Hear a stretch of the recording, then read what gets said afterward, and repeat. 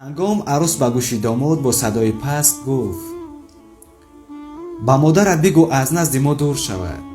در این هنگام عروس به گوش داماد با صدای پست گفت: با مادرت بگو از نزد ما دور شود، زیرا از او خوشم نمی آید.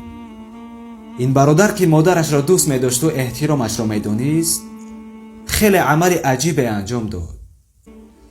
به نزد بلندگویک رفت و با صدای بلند به حاضران مجلس گفت: کی مادری مرا میخرد؟ و این را 3 بار تکرار کرد. همه حیرت زده شدند و خاموش ماندند که چرا چنین میگوید. در این هنگام داماد انگشترین ازدواجی را از انگشتش بیرون کرد و گفت: من مادرم را میخرم، من مادرم را میخرم.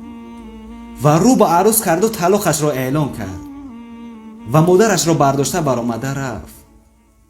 پس از چند روزه این حادثه که همه جا را پخش کرد، از آن منطقه مرد به نزد این جوان آمد و گفت: شوهر بهتری برای دخترم از تو نیابم. و دخترش را به نکاح او درآورد. برادران و خواهران عزیز، اکنون به یاد بیارید که پیامبر اکرم صلی الله علیه و سلم در مورد کسی که بیشتر حق را دارد گفتند: اول حق مادرت را ادا کن، سپس حق مادرت را ادا کن و باز حق مادرت را ادا کن، پس پدرت را. نشان خاندانم توی مادر، توی مادر، همیشه در جهانم توی مادر، توی مادر.